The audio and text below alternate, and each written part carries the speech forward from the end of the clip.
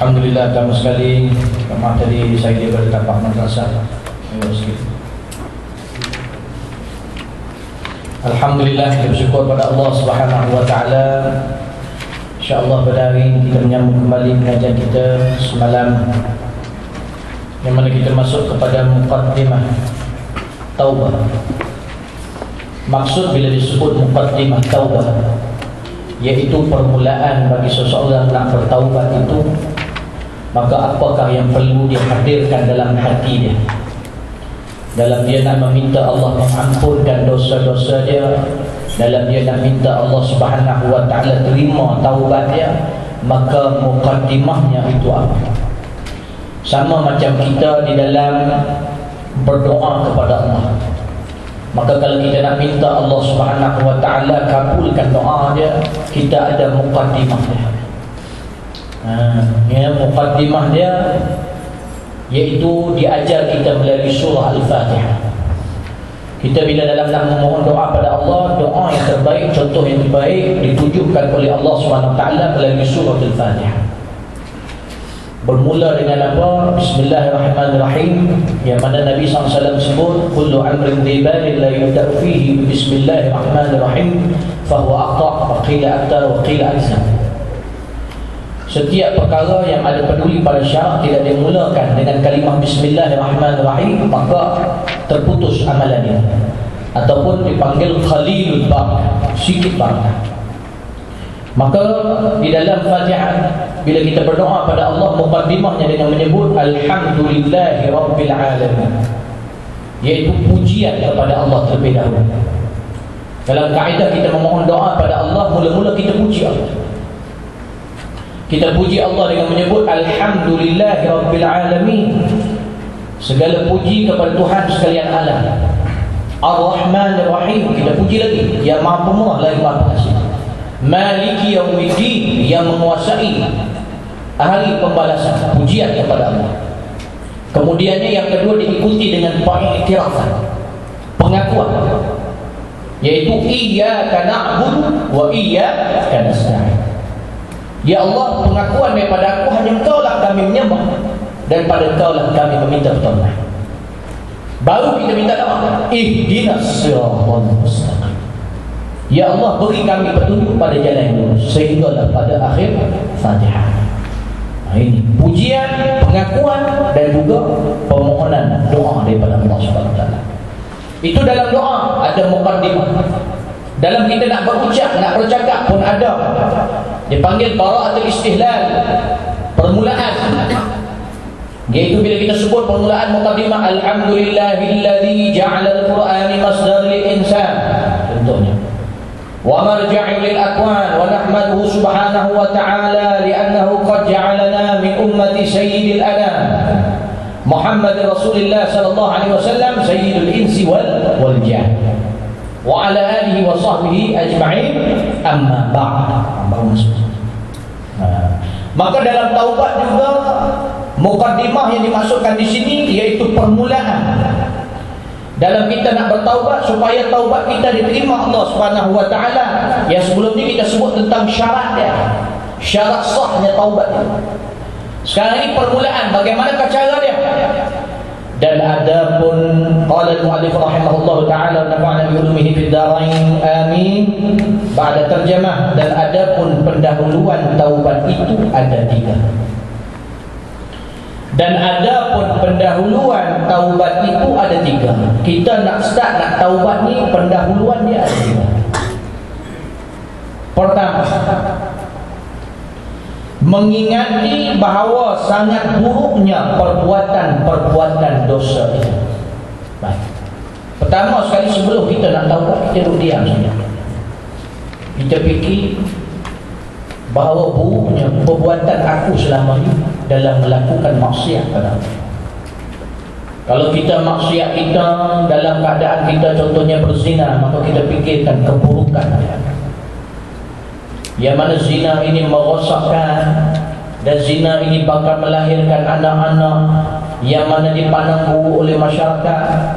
yang mana zina ini adalah satu kemungkaran, yang mana aku duduk di atas bumi Allah, aku duduk di bawah langit Allah, tapi masih lagi, dan aku makan rezeki Allah, tapi masih lagi aku buat maksiat pada Allah. Fikir buruknya perangai kita, buruknya sesuatu yang kita buat. Maka bila kita ingat benda itu, yang mana sebagaimana disebut oleh Imam Ahmad bin Hanbal. Imam Ahmad bin Hanbal pernah ada seorang lelaki datang jumpa dia, dan lelaki ini orang yang bukan Islam. Lelaki ini kata pada Imam Ahmad bin Hanbal, "Ya Imam, aku nak masuk Islam, tapi aku ada syarat." Maka Imam Ahmad bin Hanbal bila dengar, dia kata, "Apakah syarat?" "Aku nak masuk Islam, tapi aku nak terus melakukan maksiat kepada Allah." Boleh? Imam Ahmad ni orang bijak saja. Bila dia dengar begitu, dia kata apa? Boleh, ada cara. Ada cara kau masuk Islam, dan kemudiannya kau boleh buat maksiat. Banyak orang, dia kata banyak ulama aku jumpa, semua kata tak boleh, tapi kau ni cukup hebat, kau kata boleh. Maka masuklah dulu Islam, barulah aku ceritakan. Maka orang ni pun masuk Islam, asyhadu an la ilaha illallah anna Muhammad Rasulullah. Maka Imam Ahmad bin Hanbal pun mengatakan, baik, kau sudah sekarang ni sebagai seorang Muslim, ya, aku sudah Islam. Bagaimana yang kau katakan aku boleh melakukan maksiat? Ada 3 cara. 3 ya. Cara yang pertama, kau boleh duduk di atas bumi Allah, tetapi kau tidak boleh bawa duduk bawah langit Allah.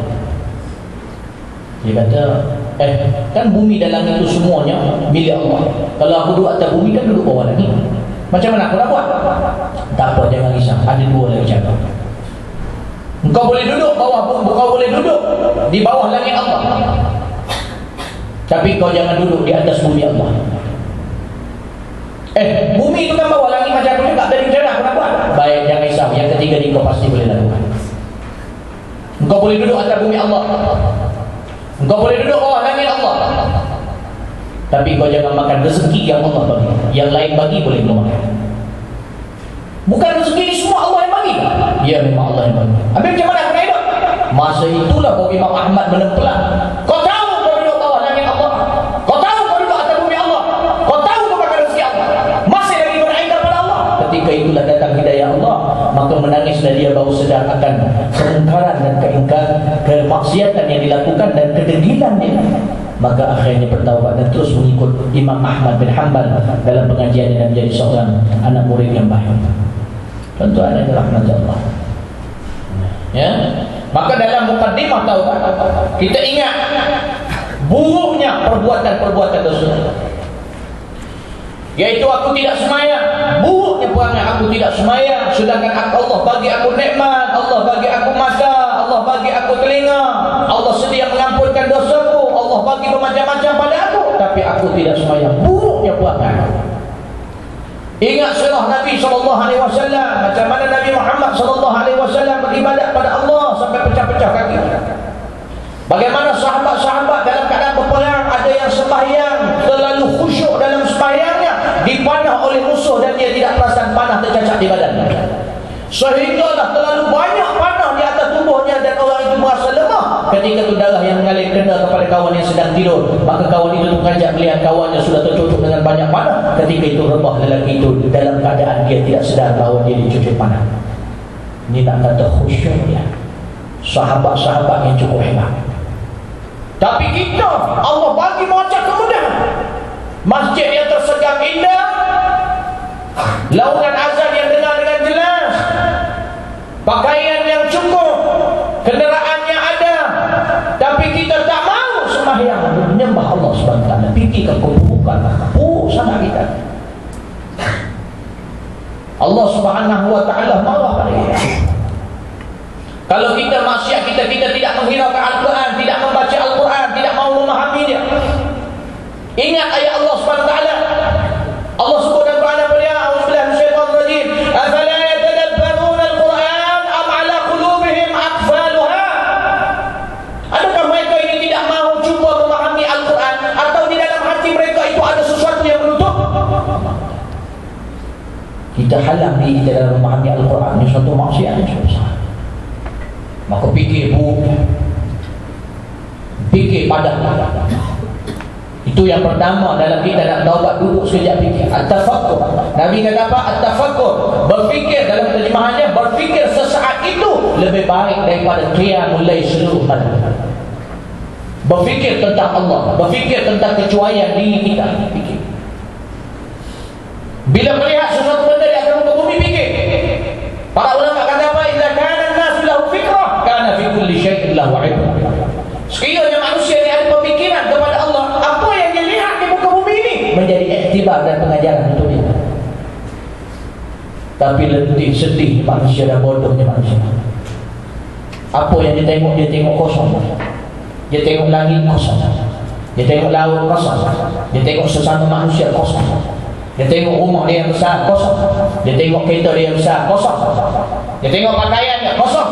Semua yang dia tengok adalah kosong. Tidak ada pemikiran pada apa yang dia lihat.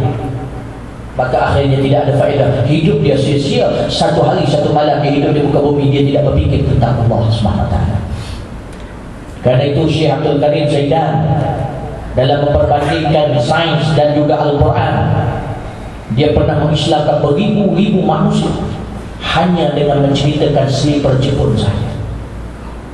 Dia cerita slipper Jepun itu kaitannya sampai kepada Allah Subhanahu Wa Taala ciptaannya. Orang Islam berapa ramai yang masuk ke kita. Habib Allah bin Muhammad bin Salim bin Habib pergi ke Afrika berceramah. Ini orang yang selalu memikirkan Allah, maka jelas nampak di mukanya. Maka ketika itu beribu, berpuluh ribu yang masuk Islam. Dan ketika itu bila diajar salah seorang yang masuk Islam, kenapa kau masuk Islam? Maka dikatakan, sesungguhnya apabila aku melihat syekh itu, aku ternampak mukanya yang indah, maka aku ternampak keindahan Islam. Kerana itu aku nak masuk Islam. Belum cakap lagi, baru tengok muka syekh yang banyak mengingati Allah, yang banyak berfikir tentang Allah. Bila tengok muka syekh ini, dia sendiri tersentuh dan mahu masuk Islam. Muka kita pun tengok selamat. Tengok muka kita, bukan nak ke Islam, nyampak ke Islam. Tengok pakaian kita, mana Islam? Tengok amalan kita, mana Islam? Dan itu kita kena Islam dulu, kenal Islam sebelum kenal orang Islam. Ada seorang ustaz mu'allaf, ketika dia berforum bagi orang-orang mu'allaf yang lain, ada seorang India mu'allaf mengatakan, Ustaz, saya nak tanya soalan. Saya dicemuk keluarga saya, kawan-kawan saya, mereka mengatakan, kenapa kamu masuk Islam? Sedangkan kamu tengok orang Islam yang paling buat jenayah di Malaysia ini. Orang Islam banyak yang tidak semayang, orang Islam banyak melakukan zina, tapi kenapa kamu masuk Islam? Wahai Ustaz, tolong jawab pada saya. Ustaz itu tersenyum. Ustaz ini kata, saya masuk Islam di luar negara. Satu perkara yang cukup saya syukur, saya kenal Islam dahulu sebelum orang Islam. Sebab bila saya kenal Islam dahulu, maka apa yang dilakukan oleh orang Islam itu yang tidak mengikut Islam, maka bukanlah salah Islam. Tapi kita kalau ikut hanya mengikut orang Islam yang banyak tidak mengamalkan Islam, maka menjadi fitnah besar kepada masyarakat seluruh. Karena itu tuan-tuan yang ada di sini, jangan sekali-kali menjadi fitnah kepada agama sendiri. Na'udzubillah min dzalik. Tuan-tuan yang dirahmati Allah Subhanahu Wa Taala. Maka karena itu yang pertama mengingati bahawa sangat buruknya perbuatan-perbuatan dosa itu zunub, zambun. Keduanya apa? Mengingati tentang sangat kerasnya siksaan Allah Azza wa Jalla dan amat pedihnya menerima kemurkaan dan kemarahannya yang tidak terdaya Anda menanggung. Yang kedua, bila fikir tentang buruknya dosa kita lakukan, tentang hinanya perbuatan kita, fikir, lepas tu hentam diri kita. Maka yang keduanya fikir apa? Bagaimana kesiksaan Allah Subhanahu Wa Taala keras. Allah sebut dalam Quran banyak. Allah sebut di dalam Al-Quran banyak azab-azab Allah Subhanahu Wa Taala yang pedih, yang tak tertanggung dalam hadis-hadis Nabi SAW. Bahkan pernah Jibril alaihi salam berjumpa Rasulullah SAW Rasulullah SAW bercakap pada Jibril, wahai Jibril, sifatkan aku sifat neraka. Maka Jibril kata, tidak perlu wahai Muhammad, aku takut kau tidak tertanggung. Ceritalah wahai Jibril, aku nak tahu bagaimana neraka. Jibril kata, tidak payah, sampai 3 kali.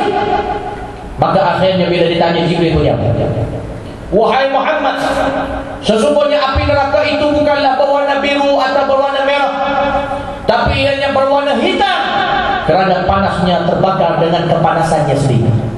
Hitam api neraka.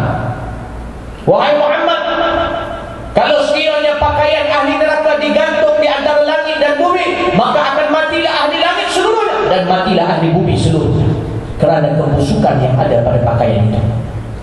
Wahai Muhammad, kalau jatuh api neraka walau sebesar lubang jarum pun, maka akan hilanglah bumi ini sehingga tidak meninggalkan sedikit habuk. Membakarnya api itu bau sebesar lubang jarum. Ketika itu Nabi Muhammad kata, cukup wahai Jibril, aku sudah tidak mampu mendengar lagi. Tuan-tuan, kita boleh nak senang-senang masuk neraka. Ada setengah umat mengatakan, tak ada masalah, saya dengar kata selagi kita mengucap la ilaha illallah, masuk neraka, lepas tu masuk juga. Jangan tuan-tuan, kita panas matahari kita tak boleh tahan. Api unggun api depan kita tak boleh tahan. Bau tercocok jarum tak boleh tahan. Bau terlecur kena minyak panas tak boleh tahan. Ini kan pula api neraka Allah Subhanahu wa ta'ala. Walau sebesar lubang jarum, hancur bumi, tak ada habuk pun, tak ada. Habuk pun habis terbakar dengan kepanasan. Tuan-tuan, rahmat Allah. Maka kita jangan sekali-kali mudah mulut kita memperkecilkan neraka Allah. Dan di dalam neraka itu, orang-orang yang ingkar akan diseret ke dalam neraka dengan menangis ubun-ubun kepala, dan diseret mukanya di atas landasan neraka sehingga dicampakkan dia ke dalam neraka. Tuan-tuan yang dirahmati Allah, apabila diazab Allah sebut di dalam Al-Quran, apabila diazab sehingga kulit mereka hancur, dan Allah ganti dengan kulit lain, dan Allah azab lagi sehingga hancur kulit itu, kemudian diganti lagi, dan dihancurkan lagi, diganti lagi. Kalau tuan-tuan duduk di dalam neraka, tuan-tuan, 1 tahun saja 50.000 tahun dunia, tuan-tuan. Satu hari, minta maaf, 1 hari saja sama dengan 50.000 tahun dunia. Tuan-tuan kalau duduk di situ selama 10.000 tahun akhirat, tuan-tuan kali dengan 50.000 tahun setiap 1 hari. Tuan-tuan yang dirahmati Allah, maka jangan sekali-kali minta pada Allah, jangan memandang enteng tentang neraka. Maka fikir azab Allah, duduk dan fikir azab Allah, aku takkan tertangkap. Kan itu Rabi'atul Adiyah sebut, wala aqwa 'ala naril jahim. Ya Allah, aku tak mampu pada neraka kamu yang berat itu. Kita di satu masalah, kita keyakinan kita tidak tinggi, kita tak nampak neraka itu depan mata kita, kita sambil lewat aja duduk kat bumi, kita tak takut. Tapi kalau Allah Subhanahu wa ta'ala dah campak kita ke dalam itu, na'udzubillah, dan kita minta Allah jawab, maka kita tidak akan tertanggung. Setiap hari tidak akan tertanggung, tapi itulah yang akan benar hancur. Tuan-tuan yang dirahmati Allah Subhanahu wa ta'ala, kedua itu mengingati tentang sangat kerasnya siksaan Allah Azza wa Jalla dan amat pedihnya menerima kemurkaan dan kemarahannya yang tidak berdaya anda menganggungnya. Yang ketiga, mengingati tentang kelemahan dan kekurangan daya upaya anda untuk menanggung azab siksaan Allah. Siapa ingat ayat badalna lahu juludan ghair? Ingat Aziz? Ayat apa surah itu? Bisa ada Quran? Buka. Buka ayat itu bagi Ustaz.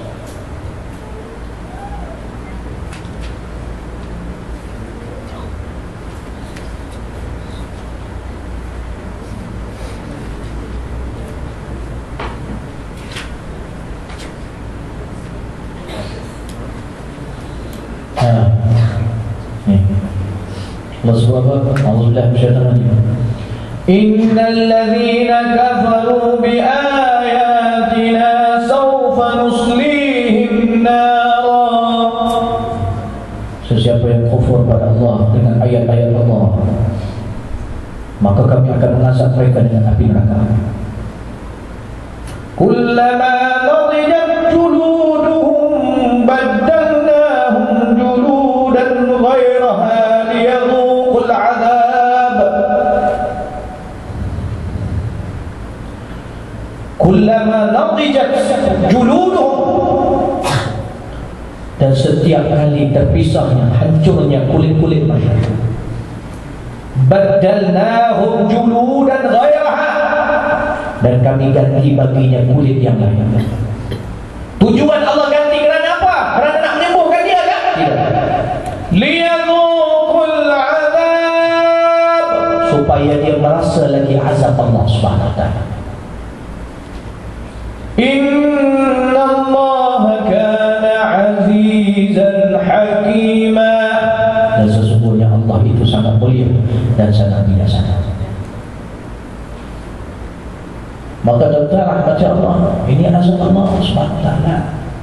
Kita tak rasa risau, sebab kita tak tahu kita nak ahli neraka atau tidak. Kerana itu kena beramal sungguh-sungguh, kena bertaubat sungguh-sungguh, taubat yang betul, supaya Allah ampunkan dosa kita, kita tidak ada azab oleh Allah Subhanahu wa taala. Maka kan itu disebut. Yang ketiga, mengingati tentang kelemahan dan kekurangan daya upaya anda untuk menanggung azab siksaan Allah itu. Setelah yang kedua, kita ingat bagaimana pedihnya azab Allah, bagaimana Allah akan menjahanamkan kita, akan merobek-robekkan kulit kita, akan menanggalkan daging kita daripada tulang kita, kemudian diganti semula. Tujuannya untuk diazab lagi kerana dosa-dosa kita. Maka kita fikirkan yang ketiga ini adalah aku mampu, aku tidak akan mampu, aku tidak akan mampu untuk menanggung azab Allah Subhanahu wa taala. Tuan-tuan yang dirahmati Allah Subhanahu wa taala, maka kerana itu disebut, maka sesungguhnya orang yang tidak terdaya menanggung kepanasan matahari, tidak tertahan menerima pandangan sekali terpendek seorang polis, bahkan tidak terdaya menahan kesakitan digigit seekor semut kecil, sudah tentu dia tidak tertahan menanggung azab siksaan Allah yang Maha Besar. Aku mohon pada Allah, masa kita bertaubat, kita ingat azab Allah, kita tak mampu. Dia sebut, ya Allah, ya Allah, ya Allah. Bila sebut ya Allah, ya Allah, ya Allah, apa kata sebut ya Allah, ya Allah, ya Allah, aku tak mampu menanggung dosamu ya Allah, menanggung azabmu ya Allah, ya Allah, ya Allah, ya Allah, ya Allah. Sebut baru Allah dengar panggilan kita.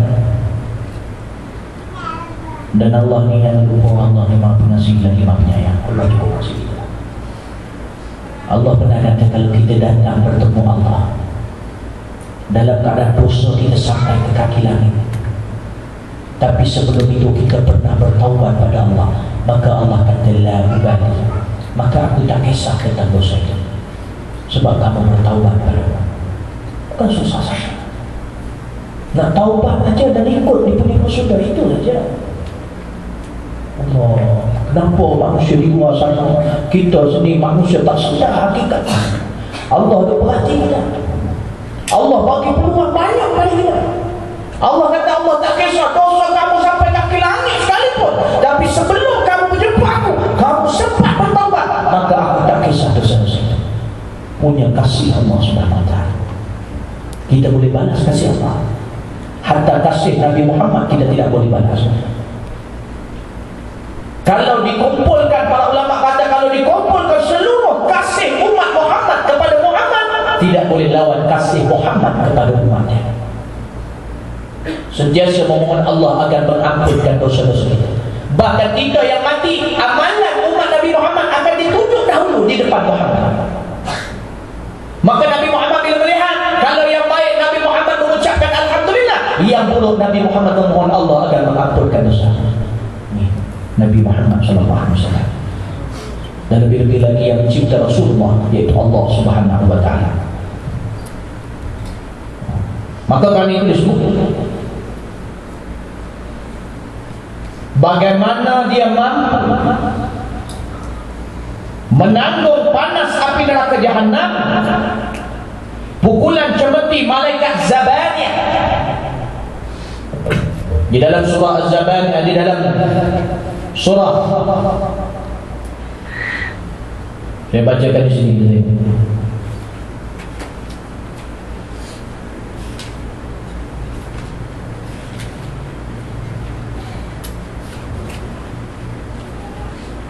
Allah sebut apa?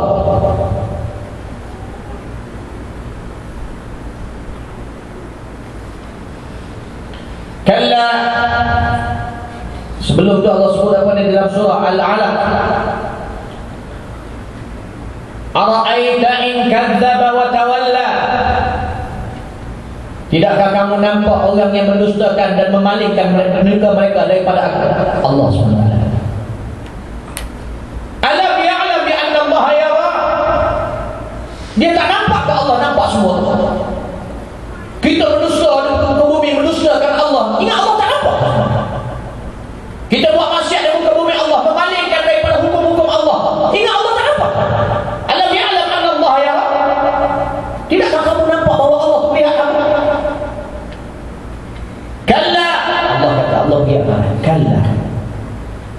La in lam yantahi lanasfa'an bin nasihah. Jangan sekali-kali tidak. Kalau kamu tak berhenti buat ini, pengkhususan ayat ini yang pertama kepada Abu Jahal yang mengganggu Nabi Muhammad SAW, yang selalu mengganggu Nabi ketika nak sembahyang. Pernah Nabi ketika sujud diletakkan najis perut unta di atas belakang Rasulullah SAW. Ada yang membalik batu dan sebagainya. Pengkhususannya kalla la illam yantahi lanasfa'an bin nasihah.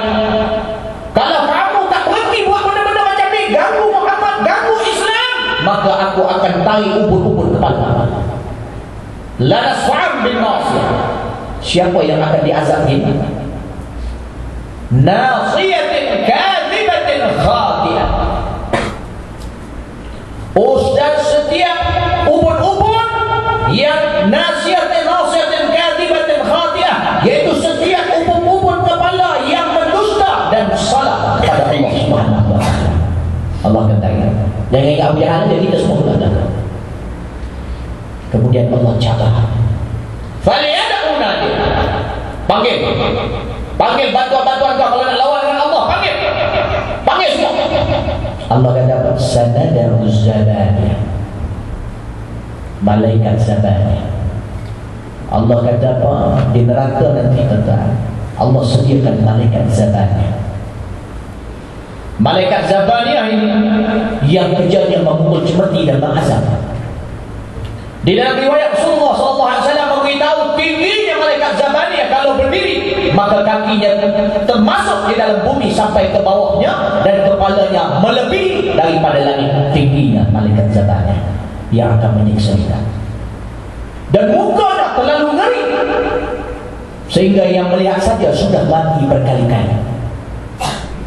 Dia yang akan azab kita.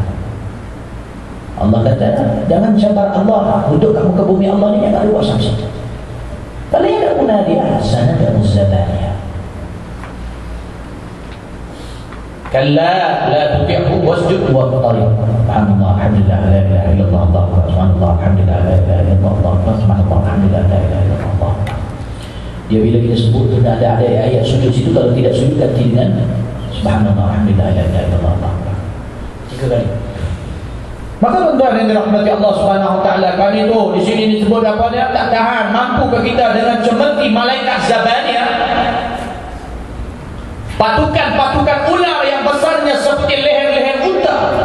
Ini ular-ular yang disediakan di neraka Jahannam, yang membelit dan membahang orang-orang yang ingkar pada Allah Subhanahu wa taala, yang dicampakkan dalam neraka. Jangan bayang macam ular di muka bumi ini, ular yang cukup dahsyat.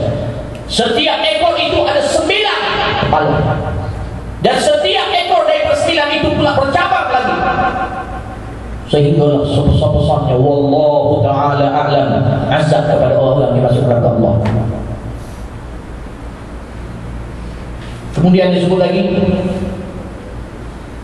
dan sengatan kala jengking sebesar binatang baral.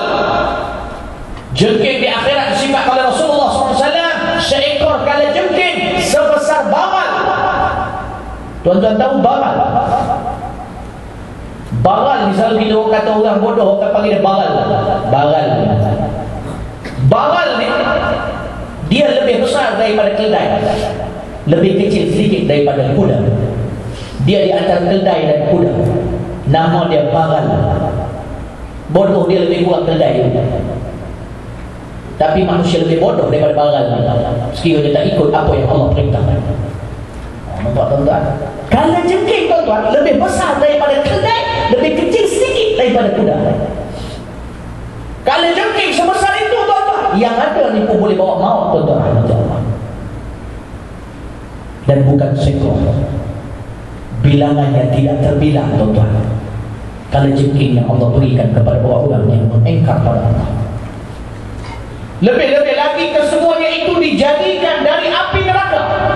Dan binatang-binatang itu dan azab-azab itu semuanya dicipta daripada api neraka. Maknanya kalau jengking itu panasnya macam mana, sengatannya macam mana, ularnya begitu juga. Di negeri kemurkaan dan kebinasaan, na'udzubillah. Kemudian seterusnya kita memohon berlindung dengan Allah daripada kemurkaan dan azab siksaannya. Minta Allah berlindung. Kita minta berlindung kepada Allah. Ya Allah, jangan Tuhan. Ya Allah, minta ya Allah, jangan langsung, jangan bagi aku masuk neraka ya Allah. Minta ya Allah, ampun dosaku ya Allah, dosa kedua ibu bapaku ya Allah, dosa aku ni engkar ya Allah, dosa aku meninggalkan sembahyang ya Allah. Orang yang tinggal sembahyang di dalam kubur saja dihimpit dengan kubur sehingga bersilang dengan tulang-tulang busuknya bersilang, dan dihantar ular daripada api neraka dari dalam kubur lagi sebelum dia dicampakkan dalam neraka. Dia orang yang tinggal sembahyang. Mohon pada Allah, taubat aku dulu tinggal sembahyang, qada semampu yang kita boleh, qada sembahyang kita yang kita tinggalkan sebelum itu. Azab pada mata kita yang melihat kemungkaran, melihat pakaian-pakaian, melihat aurat orang, melihat perempuan-perempuan yang seksi, melihat benda-benda yang hujah. Ya Allah, selamatkan mataku daripada api neraka Allah. Setiap anggota akan diazab oleh Allah Subhanahu Wa Taala dengan dosa-dosa yang dilakukan. Mata, telinga, mulut, semua. Minta Allah kita masuk bighairi hisab. Benar dalam satu riwayat disebut lisan salih, yang mana tuan-tuan rahmati Allah, ada sekelompok manusia, asal daripada sahabat, sekelompok manusia yang mana bila nak masuk ke dalam syurga Allah, mereka sampai terlebih dahulu di pintu syurga. Maka malaikat Ridwan yang menjaga pintu syurga mengatakan, siapakah kamu? Kami tidak tahu. Kami tahu kami sudah ada di sini. Tidak akan aku bukakan pintu syurga kecuali untuk Muhammad. Muhammad masuk dahulu, baru diikuti yang lain. Maka mereka mengakur dan mengatakan, kami akan menunggu Nabi Muhammad SAW. Bukan bermaksud itu Nabi lewat daripada dia, tapi Nabi ada tugas diberikan Allah dalam memberi syafaat manusia. Dan ketika itu malaikat Ridwan bertanya, wahai manusia, bolehkah kau cerita aku bagaimanakah kau boleh di sini? Maka mereka mengatakan, kami tidak tahu. Cuma yang kami tahu, kami mati seperti kami baru dilahirkan. Maknanya kami mati seperti baru kami dilahirkan. Maknanya orang yang dilahirkan putih bersih, dia mati pun putih bersih. Tak mustahil. Kita bila bertaubat pada Allah, kita putih bersih. Tapi kata apa? At-taibu minadz-dzambi kama la dzamba lahu. Orang yang bertaubat daripada dosa seumpama tak ada dosa, tak pernah ada dosa sebelum itu. Maka taubat. Tak susah sangat. Ikut dia punya aturan. Dia biasa lidah tu tak banyak cakap, bila berjalan tu istighfar. Astagfirullah. Minta ampun kepada Allah. Astagfirullah. Banyak dengarkan sesuatu yang bermunajat kepada Allah Subhanahu Wa Taala. Bu ilahi lastu lil firdausi a'la wa la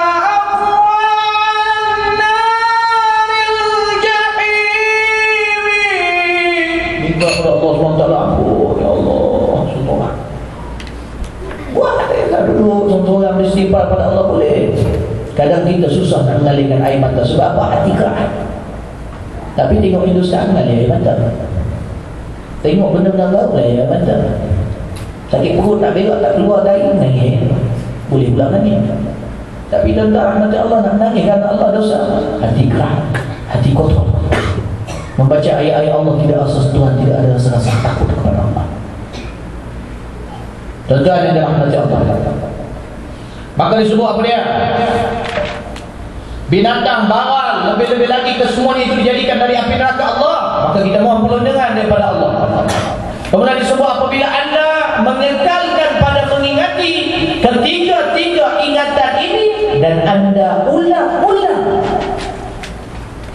ulang-ulangkannya di waktu malam dan siang. Ingatan ingat, tiga benda ingat. Setiap malam nak tidur ingat benda. Pertama fikir keburukan maksiat yang kita lakukan, fikir. Yang keduanya fikir apa? Bagaimana siksaan Allah yang cukup dahsyat tu aku. Fikir. Dan yang ketiga, fikir pula aku ni mampu ke nak tanggung dosa-dosa, nak tanggung azab Allah kan? Terdaya aku, mampu aku. Tiga benda dia fikir setiap malam, setiap masa. Bila kita nak buat maksiat, ingat tiga benda.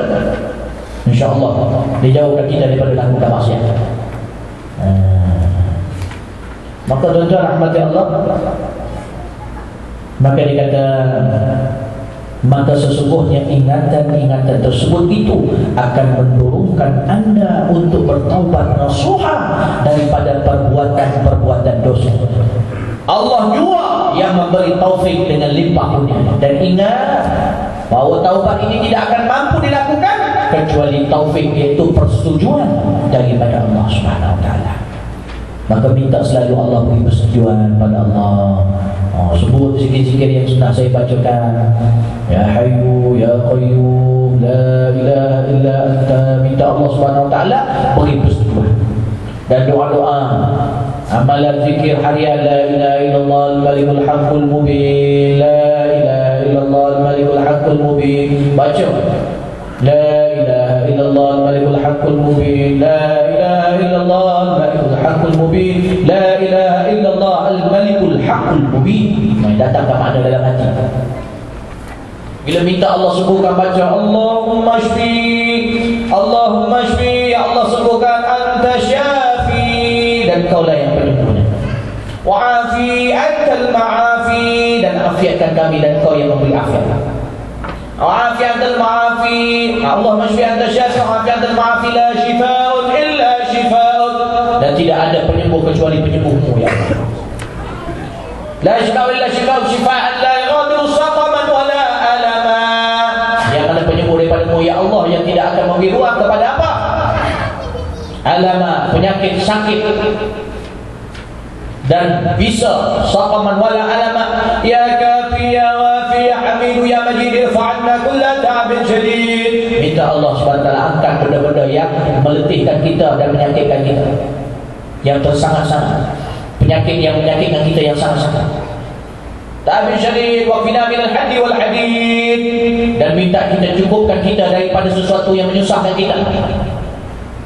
Wal maradhi syadid, dan sakit yang dahsyat.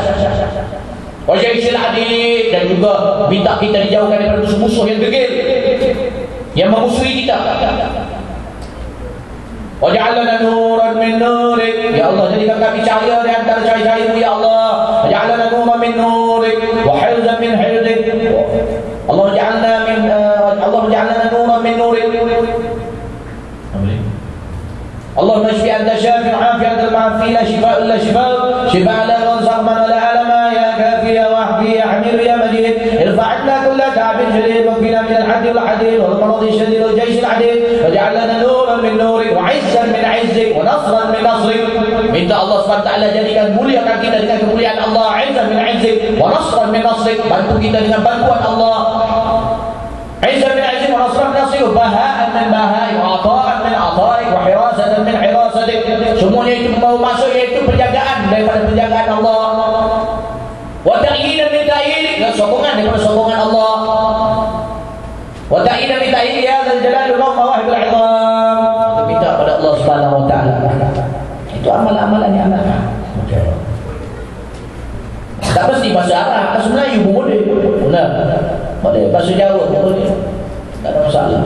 Yang penting Allah SWT kita baca dengan niat yang ikhlas, minta pada Allah, minta taufik ya, persetujuan. Allah waj'alni nura, waj'al amami nura, waj'al min khalfi nura, waj'al min yamini nura, waj'al min shimali nura. Ya Allah, minta cahaya daripada-Mu dari depan kami ya Allah, cahaya daripada-Mu dari belakang kami ya Allah, di kanan kami ya Allah, kiri kami ya Allah, min fawqina ya Allah, min tahtina ya Allah, daripada atas kami, bawah kami. Cahaya ni maksud apa? Persetujuan. Persetujuan daripada atas, kanan, kiri, depan, belakang.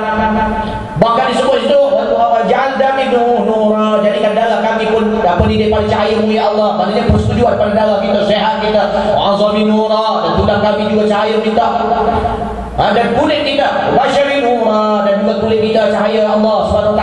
Ya, kita tidak berjalan semuanya dalam lingkungan cahaya Allah SWT.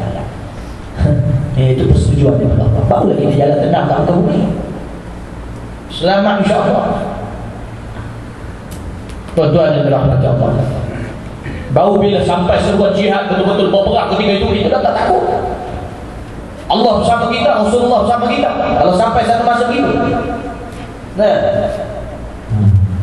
insya-Allah. Kemudiannya apa? Ditanya di sini. Ini satu persoalan. Maka jika dikatakan orang, kita dah mengajar kita ni, tiba-tiba ada orang tanya, sesungguhnya bukankah Nabi SAW bersabda? Nabi kan pernah bersabda. Nabi kata an-nadamu taubat, penyesalan itu adalah taubat. Sedangkan baginda sekali-kali tidak menyebut tentang apa-apa yang Tuhan telah sebutkan daripada syarat-syarat taubat. Nampaknya Tuhan telah berkeras menyusahkan sedikit terhadap mereka yang mahu bertaubat. Di mana Tuhan telah meletakkan beberapa syarat. Ni kalau orang tanya, apalah, ni orang-orang yang kononnya berpegang pada Quran dan Sunnah. Yang mana apa ni tambah-tambah benda dalam agama bidah. Nabi kata penyesalan itu adalah taubat. Yang kau pergi bubur syarat-syarat banyak sangat ni, susah orang nak taubat ni kau. Kita tengok Imam Ghazali jawab.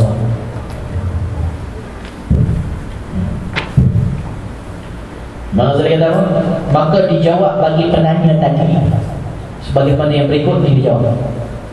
Mula-mula hendaklah anda ketahui bahawa penyesalan itu tidak mampu dilakukan oleh seseorang hamba. Sebagai penjelasan, penyesalan ini tak boleh, tak boleh. Tidakkah pernah anda lihat bahawasanya timbulnya penyesalan dalam hati seseorang daripada beberapa perkara yang telah dilakukan, sedangkan dia mahu penyesalan itu tidak akan timbul dalam hatinya? Tak boleh kita kata bila sebut an-nadamu taubah, maknanya menyeluruh, hanya itu saja. Bahkan kalau kita berpegang pada itu saja, maksud macam itu menyempitkan kita sebenarnya pada skop taubat. Sebab penyesalan ni tak semua orang boleh dapat. Bahkan ada orang yang membunuh, lepas tu dia menyesal, dia cuba usaha menafikan penyesalannya. Ini bertaubat apa ni? Contohnya dia dah bunuh orang, menyesal pelaku. Tak pula dia buat macam-macam. Dia datang macam-macam supaya dia tak rasa menyesal. Dia tak nak penyesalan tu sebenarnya. Maka orang ni adakah dikira bertaubat? Berdasarkan hadis ini kita kata an-nadamu taubat, penyesalan itu adalah taubat. Adakah kita nak kata orang ni yang tadi menyesal, lepas tu dia cuba tolak penyesalan itu, dia bertaubat? Dah, dia tak bertaubat. Maka dia kata situ, contoh dia kata di bahagian bawah tu sama lah macam saya telah kata. Ringkas kata penyesalan tidak mampu dibuat-buat. Tegasnya seseorang hamba tidak berupaya melakukan penyesalan, tetapi sebaliknya taubat itu mampu dilakukan oleh seseorang hamba. Bahkan memang dia diperintahkan untuk melakukan taubat. Kalau kita kata hadis ini mesti pada zahirnya penyesalan itu adalah taubat, tak ada penyesalan itu bukan taubat. Tak boleh, itu jadi sempit pula skop taubat. Sebenarnya kau yang menyusahkan orang, skopkan kecilkan taubat. Betul tidak tuan-tuan? Contohnya orang tu dah buat dosa, dia tiba-tiba hilang ingatan. Dia bukan gila, dia hilang ingatan apa dosa yang dia buat. Maka dia memohon pada Allah, dia nak menyesal. Macam mana dia tak ingat dosa? Apa orang macam ni tak Tak boleh. Boleh dia taubat, sebab taubat itu lebih luas. Cuma yang terbaiknya satu sifat dalam taubat itu adalah penyesalan. Karena itu Nabi meletakkan di situ, penyesalan itu adalah satu taubat. Nabi tidak ada mengatakan bahawa yang selain daripada itu bukan taubat. Nabi kata penyesalan itu salah satu sifat di dalam taubat. Maka disebut di sini apa ya? Tubuh itu dikatakan tegasnya seseorang hamba tidak berupaya melakukan penyesalan, tetapi sebaliknya taubat itu mampu dilakukan oleh seseorang hamba, bahkan memang dia diperintahkan untuk melakukan taubat. Sebab penyesalan di dalam hati. Kadang-kadang orang sudah tidak ingat dosa, tapi dia nak bertaubat di atas dosa-dosa yang dia lakukan, maka disebut dengan cara umum mungkin tidak ada penyesalan dalam hati dia sebab dia tak ingat dosa dia. Tapi ada kesedaran. Penyesalan tidak ada, tapi ada kesedaran dalam hati dia, maka dia nak bertaubat pada Allah, maka dia taubat. Kemudian setelah kita mengetahui dengan yakin bahawa sesungguhnya jika seseorang itu merasa menyesal di atas perbuatan-perbuatan dosa, kerana dengan noda dosanya itu telah mengakibatkannya dia kehilangan pangkat, kemegahan di kalangan orang ramai, atau telah menyebabkan hartanya habis lantaran berbelanja pada perbuatan-perbuatan maksiat seperti judi, berpeleseran dan lain-lain, maka sesungguhnya penyesalan yang demikian itu tidak syak lagi, tidak boleh dinamakan taubat. Contoh, kalau orang yang menyesal, duit habis buat maksiat, pergi disko, main perempuan, dah habis duit semua. Ya Allah, aku menyesal. Dalam hati dia sebab apa menyesal? Sebab dia duit, bukan dia menyesal sebab dosa dia. Ya Allah, benda yang aku buat ni aku menyesal, sebab benda aku buat ni lah duit aku habis. Ya Allah, aku menyesal buat benda duit aku habis. Dia fikir duit dia. Cuba kalau dia duit dia tak habis. Ini menyesal yang ini dikategori taubat kan? Dah.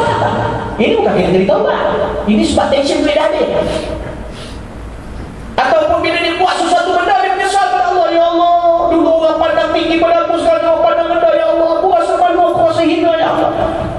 Ini dia cakap sebab nak nama orang, nak orang sebut nama dia. Lepas tu orang tak sebut dia menyesal. Oh, dia tak boleh ikut.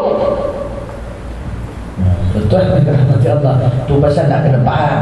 Maka kan itu Imam Ghazali kata, maka sesungguhnya penyesalan demikian itu tidak dipanggil taubat. Maka dengan itu anda telah mengetahui bahawa makna yang terkandung dalam hadis an-nadamu taubah itu tidak boleh anda memahaminya mengikut makna zahirnya sahaja. Sebenarnya makna yang dimasukkan ialah penyesalan yang timbul kerana membesarkan Allah. Satu aja. Kan itu diletakkan syarat di situ, hasilnya datang daripada pahaman Al-Quran dan Sunnah juga. Sebab apa? Iaitu penyesalan yang timbul hanya kerana membesarkan Allah dan kerana takut daripada siksaannya, sehingga mendorong seseorang untuk bertaubat nasuha. Maka sesungguhnya penyesalan yang demikian itu merupakan setengah daripada sifat-sifat dan kelakuan orang-orang yang bertaubat. Ini baru betul pemahaman hadis. Kerana itu dalam hadis-hadis Nabi, kita tak boleh ambil hanya pada zahir saja. Nak kena faham, kena kaitkan dia dengan tafsiran Al-Quran, kena kaitkan dia hadis bil hadis, hadis-hadis lain yang mensyarahkan dia. Ada hadis yang am, ada hadis yang khas, ada hadis yang mutlak, ada hadis yang muqayyad. Ini ulumul hadis. Nak kena belajar tentang pelajaran ilmu hadis, bukan baca hadis tengok terjemah, oh faham dah. Banyak hadis-hadis perlukan pembahasan. Contohnya dalam bab fiqh dan sebagainya banyak. Ada satu hadis dalam fiqh. Dalam hadis itu seumpama perintah daripada Nabi. Nabi kata apa? Sesiapa yang mengangkat mayat, maka ke atasnya mandi. Hadis itu sahih. Maka ketika itu seumpama wajib. Kalau kita hanya tengok hadis itu dan beramal dengannya, masalah. Susah nanti.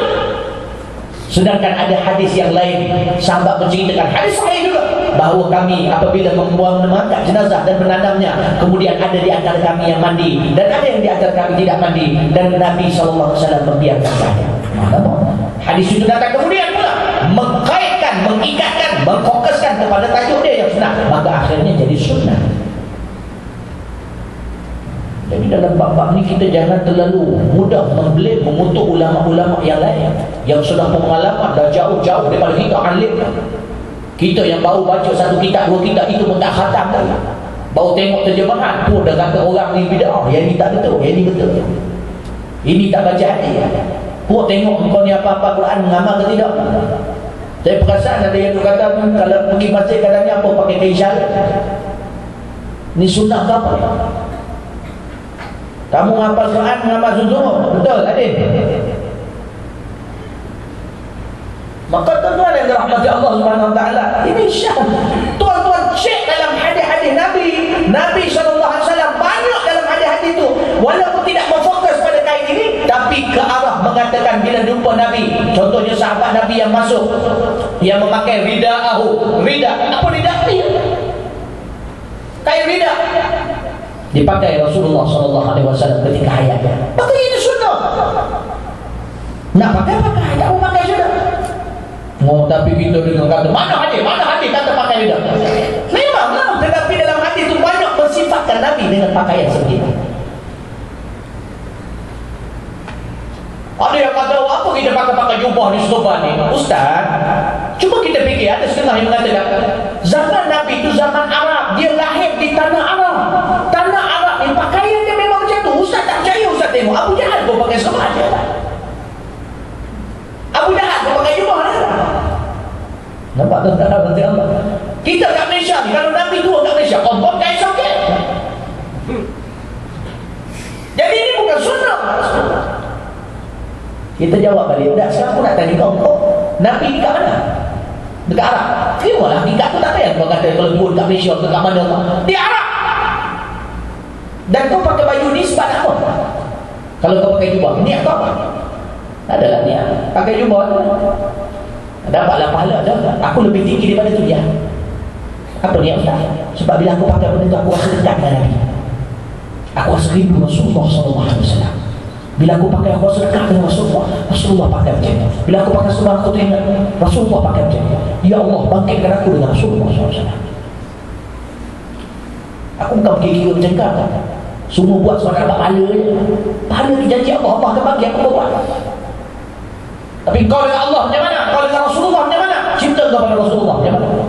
Amalan yang dilakukan kepada Rasulullah macam mana? Nah, itu tujuan kita. Bukan masalah kita nak ikut orang Arab. Kalau Nabi kat Malaysia, okey, aku akan pandai macam mana? Tapi hakikatnya takkan boleh diubah. Memang Nabi dia benar. Nah, ikut. Nabi tak ada pula. Bila Nabi dah bawa Islam, oh, dia Abu Jahal pakai sebab aku boleh pakai. Tak, tapi pakai. Tuan-tuan macam. Tapi benda tu sunat, jangan masuk risau, tak pakai tak apa. Tak ada masalah. Nah, cuma masing-masing dengan niat masing-masing. Aku pakai kerana aku rasa dekat dengan Rasulullah.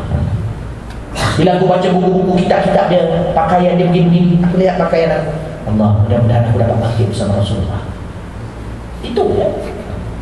Saya tak nak pakai, sudah tinggal. Tak ada amal. Tapi nanti Ustaz kata saya raga pula. Dah, pakai. Cuma bila dah main madrasah, kena ikutlah tarbiyah. Tak bolehlah ada belajar-belajar sini, Ustaz kena pakai suajin, pergi balik. Duduk sini aku nak tarbiyah kena ikut. Cuma ya bila kita dakwah dekat luar, tak boleh lah. Bab tu tak payahlah dulu. Jadi dia tutup aurat sudah. Saya ada jumpa budak-budak yang pakai suajin, bapak dia punya paha, tapi dah ditampung dengan kain daripada dalam. Dia tanya, Ustaz boleh semayang? Boleh. Pakai baju yang main dia Ustaz. Tutup aurat, bersih tak keluar seluar? Ada kena kotor-kotor? Tak ada. Ada wudu? Ada. Oh, suci. Oh, boleh Ustaz? Boleh. Dia boleh. Habis bukan macam Ustaz kena pakai? Dah, dia sunnah. Saya segan tu. Bila dia nak sujud, nak rukuk, ni seluar ni kena angkat sikit. Sebab awak bila rukuk nampak awak punya lurah hitam. Angkatkan sikit seluar. Itu baru tak sah. Dan kenapa dia akan buka ubah? Dia bila hati ni datangkan Allah, dia akan ikut semua. Jadi yang asas, yang waktu, yang wajib itu yang kita buat dulu supaya dia wajib. Tuan-tuan yang dirahmati Allah, ya, saya rasa cukup untuk setakat ini. InsyaAllah kita sambung pada masa akan datang, hari Sabtu minggu depan. Ada apa soalan? Ada ya? Jadi tuan-tuan rahmati Allah, mudah-mudahan kita diberkati Allah Subhanahu Wa Taala, insya-Allah. Mudah-mudahan istiqamah kita dalam belajar kita sampailah habis. Maka ulang kajilah tuan-tuan. Buku ada kat tuan-tuan, tuan-tuan tengok balik, baca balik daripada mula sampailah kepada bab yang kita baca. Dan mudah-mudahan Allah Subhanahu Wa Taala bertunjuk pada tuan-tuan rahmati Allah, insya-Allah, untuk beramal. Allahumma وسلم وبارك عليه وعلى آله سلام عليه صلاة الله سلام الله على طه رسول الله صلاة الله سلام الله على ياسين حبيب الله صلاة الله سلام الله على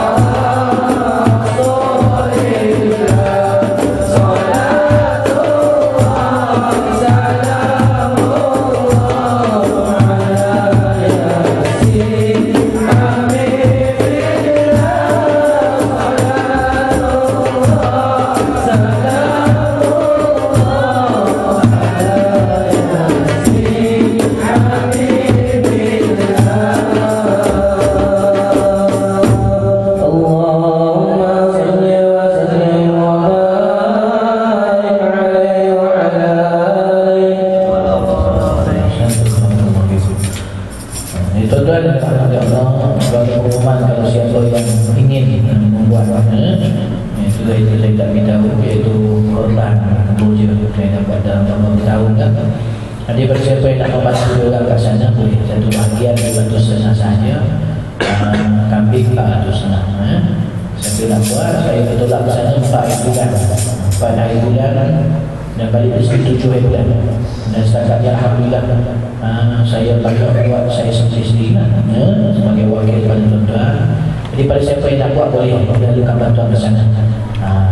Itu bukan paksaan ya, siapa yang nak membantu sana, sebab dia orang baru ni majlis telah itu, memang mereka telah mengharap daripada tahun-tahun yang sebelumnya kerana ikan mereka susah nak dapat dan sebagainya, dan hidup mereka memang telah miskin. Maka sesiapa yang nak buat silakan, ataupun buat kepada yang lain-lain. Adalah ala khair kafa'ilih, mungkin kita tidak mampu buat masjid ini, tetapi menunjukkan kebaikan kepada orang lain seperti pelakunya juga tidak kurang sedikit pun pahala, kata Nabi, bagi orang yang melakukan dengan orang yang menyampaikan kepada lain. Jadi kalau rahmat Allah, orang-orang yang ada dekat madrasah ni, siapa yang nak ambil, nak wawarkan oleh Allah. Jadi saya rasa cukup sampai itu saja. Yang baik kepada Allah, yang lemah daripada izin Allah, yang ada kelemahan diri saya sendiri.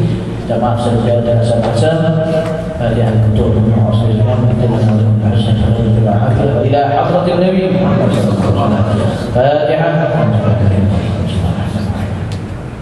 Alhamdulillahirabbil alamin arrahmanir rahim maliki yaumiddin iyyaka na'budu wa iyyaka nasta'in ihdinas siratal mustaqim siratal ladzina an'amta 'alaihim ghairil maghdubi 'alaihim waladdallin.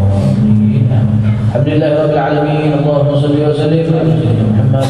Allahumma akhrijna min dhulumatil wahmi, ya Allah, keluarkanlah kami daripada kegelapan keraguan, wa akrimna bi nuril fahmi, dan muliakanlah kami dengan cahaya kefahaman, waftah lana abwabil ilmi, dan bukakanlah kami pintu-pintu ilmu, wa zayyinna bil akhlaqil hasanati wal hilmi, dan hiasikanlah dengan akhlak yang mulia dan lembut. Allahumma ja'al jam'ana hadza jam'an marhuma, ya Allah, jadikan himpunan kami himpunan yang dirahmati, wa tafarraqna min ba'dihi tafarraqan ma'suma, dan pisahkan sampai ini pisahkan terjaga kemaksiatan dan kemungkaran birahmatika ya arhamar rahimin. Ya Rabbi waj'alna ahbaba lana fi daril firdaus ya rajwana, ya Allah, kumpulkan kami dan kekasih-kekasih kami yang mengasihi kami, yang membantu kami di dalam surga firdaus ya rajwana, wahai yang memiliki pengharapan. Wassallallahu ala sayyidina Muhammad wa ala alihi wasallam. Alhamdulillahirabbil alamin. Billahi taufiq wal hidayah. Wassalamualaikum warahmatullahi wabarakatuh.